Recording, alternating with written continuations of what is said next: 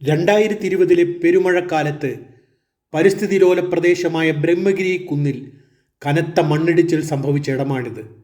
അന്ന് ഈ റോഡ് കടന്നുപോകുന്ന സ്ഥലം ഉൾപ്പെടെ അഗാധമായ താഴ്വാരത്തിലേക്ക് ഇടിഞ്ഞു വീണു.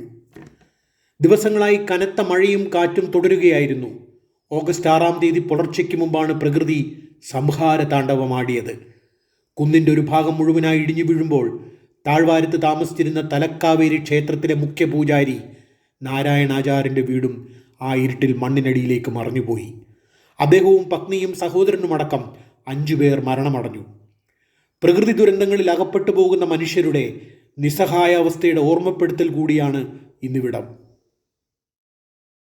കർണാടകയിലൂടെയും തമിഴ്നാട്ടിലൂടെയും ഏകദേശം 800-ലധികം കിലോമീറ്ററുകൾ ഒഴുകി ബംഗാൾ ഉൾക്കടലിൽ പതിക്കുന്ന കാവേരി നദിയുടെ ഉത്ഭവസ്ഥാനമായ തലക്കാവേരിയിലേക്കുള്ള ഞങ്ങൾ നടത്തിയ യാത്രയുടെ ഒരു ഹ്രസ്വ വിവരണമാണ് ഇവിടെ ചെയ്യുന്നത്.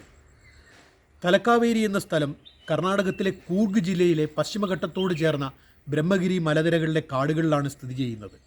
ഈ വനക്ഷേത്രത്തിൽ നിന്നും ഉത്ഭവിക്കുന്ന കാവേരി നദി ഭൂമിക്കടിയിലൂടെ ഏകദേശം 2 കിലോമീറ്റർ ദൂരം ഒഴുകി വനത്തിലൂടെ തുടർന്നും ഒഴുകി ഭാഗമണ്ഡലയിലെ എത്തിച്ചേരുകയാണ് ചെയ്യുന്നത്. ഭാഗമണ്ഡലയിലേക്ക് തലക്കാവേരിയിൽ നിന്നും റോഡ് ഡിസ്റ്റൻസ് 8 കിലോമീറ്ററാണ്. ഭാഗമണ്ഡലയിൽ വെച്ച് 2 നദികൾ സുജോതിയും കന്യകയും കാവേരി നദിയോട് ചേരുന്നു. ഈ 3 നദികളുടെ സംഗമസ്ഥാനമായിട്ടുള്ള ഭാഗമണ്ഡലയിലെ ഈ പ്രദേശത്തെ ത്രിവേണി സംഗമം എന്നാണ് പറയുന്നത്. ത്രിവേണി സംഗമത്തിലും അതുപോലെ തലക്കാവേരിയിലും ഞങ്ങൾ നടത്തിയ യാത്രയുടെ വളരെ ഹ്രസ്വമായിട്ടുള്ള ഒരു വിവരണമാണ് ഈ വീഡിയോയിലൂടെ അവതരിപ്പിക്കുന്നത്. എല്ലാ യാത്രകളിലും ഒത്തുചേരാറുള്ള സഹയാത്രികരായ സുഹൃത്തുക്കൾ 3 പേരും ഈ യാത്രയിലും കൂടെയുണ്ട്. ദിനേശൻ, മൂന്നേട്ടൻ, ഞങ്ങളുടെ സാരഥി കൂടിയായ സനിൽ. ഭാഗമണ്ഡലയുടെ പരിസരത്തു നിന്നും ആരംഭിച്ച് തലക്കാവേരി വരെയുള്ള ചുരത്തിന് 8 കിലോമീറ്റർ നീളമുണ്ട്. നിത്യഹരിത വനങ്ങളിൽ വേനൽക്കാലത്തും കുളിരും പച്ചയും നിലനിൽക്കുന്നതിനാൽ ഈ പ്രകൃതി സഞ്ചാരികളെ മോഹിപ്പിക്കുന്നു. നിരവധി ഇനം പക്ഷികൾക്ക് പുറമെ പുലി, കടുവ, ആന തുടങ്ങിയ വിവിധയിനം വന്യജീവികളുടെ ആവാസസ്ഥാനം കൂടിയാണ് ഈ കാട്. ഏതാനും വർഷങ്ങൾക്കിടയിൽ നിരവധി തവണ ഇവയുടെ രോഷത്തിന് കൂർഗ് വേദിയായിട്ടുണ്ട്. രാജവെമ്പാരകളടക്കമുള്ള ഇഴജന്തുക്കൾ പശ്ചിമഘട്ടത്തിലെ ജൈവ വൈവിധ്യത്തിൻ്റെ അവിഭാജ്യ ഘടകമാണ്. ഇവിടെ നിന്നും ക്ഷേത്രത്തിൻ്റെ മണ്ഡപത്തിൻ്റെ മുന്നിലേക്ക് അല്പദൂരം മാത്രമേ ഉള്ളൂ. അവധി ദിനമാകിയാൽ ഇന്ന് തിരക്ക് കൂടുതലാണ്. അവിടെയുള്ള സ്ഥലം മുഴുവനും നിറഞ്ഞ ശേഷം പാർക്ക് ചെയ്ത വാഹനങ്ങളുടെ നിര ഇതുവരെ എത്തിയിരിക്കുകയാണ്. ഇവിടെയുള്ള പാർക്കിംഗ് സ്പേസിൽ നിന്നും ആരംഭിക്കുന്ന പടിക്കെട്ടുകൾ കയറി വേണം ക്ഷേത്രത്തിൻ്റെ അരികിലെത്താൻ. 2020 പ്രകൃതി ദുരന്തത്തിന് ശേഷം കർണാടക സർക്കാർ നിർവഹിച്ചതാണ് ഇക്കാണുന്ന മണ്ഡപമടക്കമുള്ള നിർമ്മിതികൾ.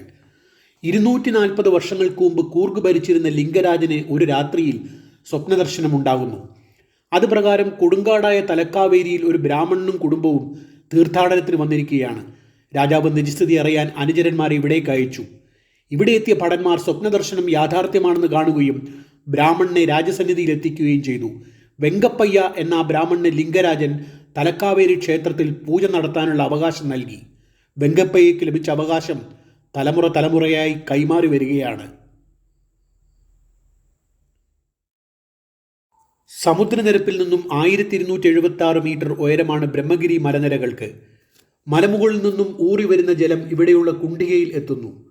ക്ഷേത്രത്തിന് ചുറ്റിനും ഒരേ സമയം വന്യവും മോഹനീയവുമായ കാഴ്ചയൊരുക്കി ബ്രഹ്മഗിരി കാടുകൾ നിലകൊള്ളുകയാണ്. കാവേരി നദിയെ അമ്മയായും ദേവിയായും ആരാധിക്കുന്ന ഭക്തസമൂഹത്തിൻ്റെ മനസ്സ് സാന്ദ്രമാക്കുന്നതിൽ ഇവിടുത്തെ പ്രകൃതിക്കും വലിയ പങ്കുണ്ട്. കേരളത്തിൻ്റെ ആസ്ഥാന പക്ഷിയായ മലമുഴക്കി വേഴാമ്പൽ ഉൾപ്പെടെയുള്ള അപൂർവങ്ങളായ അനവധി ഇനം പക്ഷികളുടെ ആവാസസ്ഥലം കൂടിയാണ് ബ്രഹ്മഗിരി കാടുകൾ. താഴേക്കുള്ള പടികൾ ഇറങ്ങി ബ്രഹ്മഗിരി പീക്കിലേക്ക് പോകാം. ഇവിടെ വെച്ച് സപ്തർഷികൾ യാഗം നടത്തിയെന്നും പാർവതീദേവി പ്രത്യക്ഷപ്പെട്ടെന്നും വിശ്വസിക്കുന്നു. ഈ ഉച്ചനേരത്ത് പോലും അന്തരീക്ഷത്തിൽ ഈർപ്പം നിലനിൽക്കുന്നതുകൊണ്ട് സന്ദർശകർക്ക് മടങ്ങിപ്പോകാൻ തോന്നുകയേയില്ല. ഞങ്ങൾ ഇവിടെ കണ്ട സന്ദർശകർ മിക്കവരും കർണാടകയിലും തമിഴ്നാട്ടിൽ നിന്നുള്ളവരാണ്. നോർത്ത് ഇന്ത്യയിൽ നിന്നും ടൂർ പാക്കേജിൻ്റെ ഭാഗമായി എത്തിയ ചിലരെയും കണ്ടു. മലയാളികൾ വളരെ കുറവായിരുന്നു. പടികൾ കയറി ചെന്നാൽ വലതുഭാഗത്ത് ശിവക്ഷേത്രമാണ്, ഇടത് ഗണപതി ക്ഷേത്രം. കാവേരിയെ ജലരൂപത്തിൽ ഇവിടെ പ്രതിഷ്ഠിച്ചത് ശിവഭഗവാന്റെ ശിഷ്യനായിരുന്ന അഗസ്ത്യമുനിയാണെന്നാണ് വിശ്വാസം. മുനിയുടെ കമണ്ഡലുവിൻ്റെ ഉള്ളിലായിരുന്നു കാവേരി. ഒരു നാൾ ഗണപതി ഒരു കാക്കയുടെ രൂപത്തിൽ വന്ന് കമണ്ഡലു മറച്ചിട്ടപ്പോഴാണത്രേ കാവേരി പുറത്തേക്ക് ഒഴുകി തുടങ്ങിയത്. കാവേരി നദിയാൽ ജീവിതം കരുപ്പിടിപ്പിച്ച കർണാടകത്തിലെയും തമിഴ്നാട്ടിലെയും വലിയൊരു വിശ്വാസി സമൂഹം ജീവിതത്തിൽ ഒരിക്കലെങ്കിലും നേരിൽ വന്ന് തൊഴണമെന്ന് ആഗ്രഹിക്കാറുള്ള കാവേരി നദിയുടെ ഉത്ഭവസ്ഥാനമാണിത്. മലമുകളിൽ നിന്നും ഊറി വരുന്ന ജലം സമീപത്തെ കുണ്ഠികയിൽ ശേഖരിക്കപ്പെടുന്നു.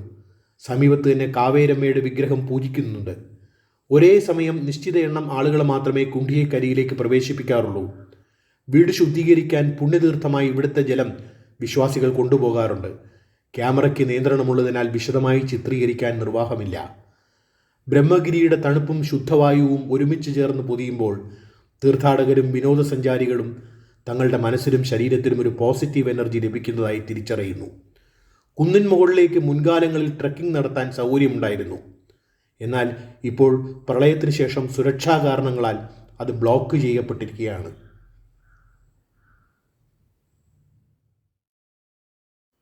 ഇത് തലക്കാവേരിയിൽ നിന്നും 8 കിലോമീറ്റർ അകലെയുള്ള ത്രിവേണി സംഗമ സ്ഥാനം. ഇവിടെ വെച്ച് കാവേരി നദി കന്യകെ, സുജോതി നദികളുമായി സംഗമിക്കുന്നു. ഇത് കന്യകെ നദി.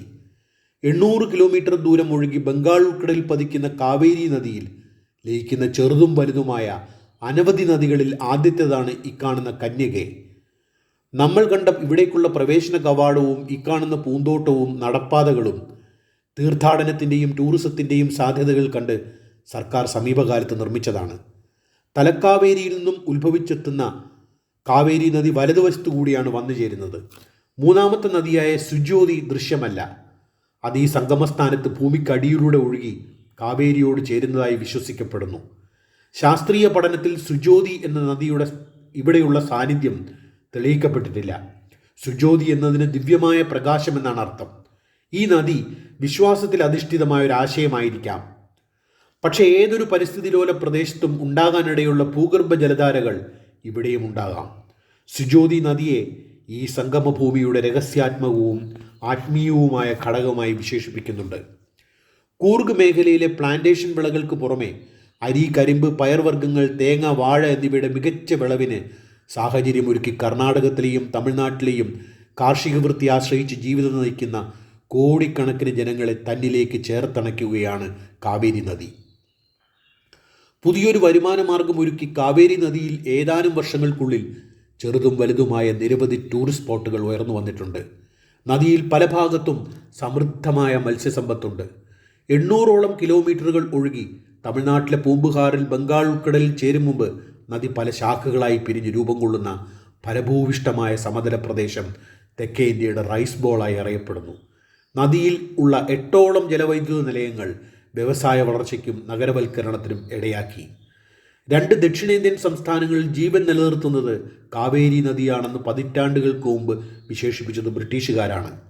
ഈ സംസ്ഥാനങ്ങൾക്കിടയിൽ നദീജല തർക്കവുമായി ബന്ധപ്പെട്ടുണ്ടായ അതിവൈകാരിക പ്രതികരണങ്ങൾക്ക് ഇതൊക്കെ തന്നെയാണ് അടിസ്ഥാന കാരണങ്ങൾ.